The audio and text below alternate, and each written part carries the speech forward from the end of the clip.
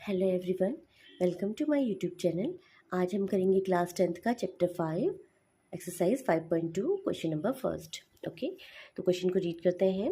Fill in the blanks in the following table given that a is the first term, d is the common difference and a n is the nth term of the A P. Okay, तो आपके पास ये दे रखा है a d n A N. ठीक है, ए आपका जो फर्स्ट टर्म हो गया, डी आपका डिफरेंस हो गया, एन इसका नंबर ऑफ टर्म्स हो गए और ए एन जो है nth टर्म हो गया। ठीक है, तो अब इसके लिए जो nth टर्म के लिए हमने जो इक्वेशन निकाली थी इससे पहले वाली वीडियो में, वो थी A N is equal to A plus N minus one into T. Okay, तो अब हमने क्या है, अब इक्वेशन को देखना है और जो चीज़ हमें नहीं पता है उसकी वैल्यू निकालनी है। ठीक है, तो फर्स्ट हमारा पार्ट है, ए की वैल्यू 7 है, तो हमारे पास फर्स्ट इक्वेशन में क्या क्या 7 है, ए एन हमें निकालना है। तो वैल्यू पुटिंग करते हैं, A N is equal to A is your 7 plus N मतलब 8 माइनस 1 और डी मीन्स 3।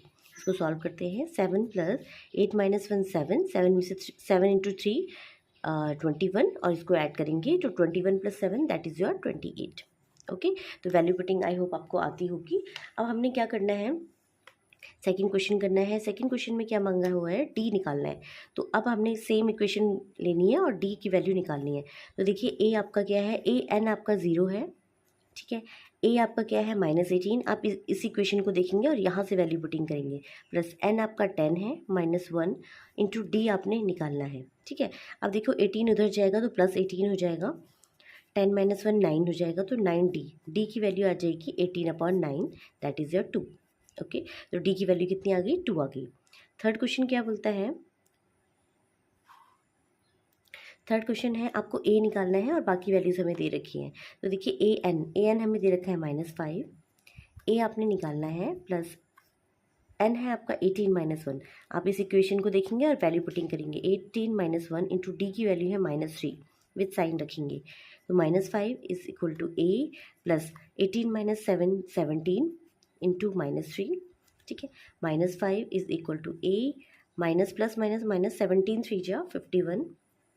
ओके, अब हम क्या करेंगे, -51 उधर ले जाएंगे तो आपके पास +51 हो जाएगा और -5 है, ए की वैल्यू आपकी आ जाएगी 46। ठीक है, तो ए की वैल्यू आ गई आपकी 46।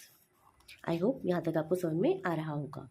अब हमने नेक्स्ट क्वेश्चन में वैल्यू पुटिंग करनी है। नेक्स्ट क्वेश्चन में हमारे पास एन नहीं है, तो एन हम निकालेंगे। तो कैसे वैल्यू पुटिंग करेंगे, आपके पास इक्वेशन ये है, ए एन की वैल्यू है 3.6 इज इक्वल टू ए की वैल्यू है -18.9 प्लस एन माइनस 1, एन हमें निकालना है -1 इंटू डी की वैल्यू है 2.5। ओके, अब इसको आप उधर लेके जाएंगे, 3.6 प्लस माइनस उधर जाके प्लस हो जाएगा 18.9 is equal to n minus 1। ये जो 2.5 है मैं इसके साथ डिवाइड में ले आऊँगी। ठीक है, अब इसको आप ऐड करेंगे, 9 6 15, 8 और 3 12, 22.5। Okay, is equal to n minus 1। Point से पॉइंट कैंसिल हो गया, 25 आपका 9 सा जो है 225 होता है, तो n की वैल्यू हो जाएगी 9 + 1 दैट इज़ योर 10। ओके, तो n की वैल्यू आपकी 9 + 1 दैट इज़ योर 10 आ जाएगी। अब इसका जो लास्ट क्वेश्चन हम देखते हैं, फिफ्थ क्वेश्चन। तो फिफ्थ क्वेश्चन में भी हमने क्या निकालना है, ये फोर्थ क्वेश्चन है, फिफ्थ क्वेश्चन करते हैं। देखो, फिफ्थ क्वेश्चन में हमने क्या करना है, ए एन की वैल्यू यानी ए एन निकालना है। ए आपके पास क्या है 3.5 plus N minus 1, n means आपका 105 -1 इंटू डी मीन्स 0।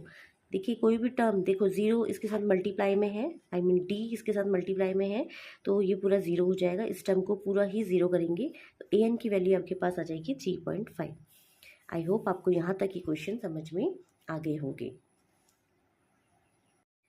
अब देखिए question number 2, choose the correct choice in the following and justify 30th term of the AP -10 7 4 so on. Okay, तो इसमें ऑप्शन दे रखे हैं, इसमें से कौन सा करेक्ट आंसर है ये बताना है। तो मैंने आपको जब बताया था, आपके पास जो AP सीरीज़ होती है वो क्या होती है, A plus D, A plus 2D, A plus 3D।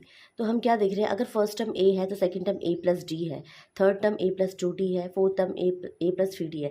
तो आप देख रहे हैं, मैं जब फोर्थ टर्म बोल रही हूँ तो वो एक कम दिखा रहा है। ठीक है, फिफ्थ टर्म बोलूँगी तो एक कम दिखाएगा। इसका मतलब अगर मैं 30th टर्म बोलूँगी तो एक कम दिखाएगा, मीन्स ए प्लस 29 डी की बात कर रहे हैं। एक ओके, तो अब आपने क्या है, इस वाले टर्म को लेना है 30th टर्म को, तो ए 30th टर्म को लेंगे ए प्लस 29 डी। ओके, अभी 29D कैसे आया, तो ये जनरल फॉर्मूला आपका होता है A plus N minus one into D का, ठीक है।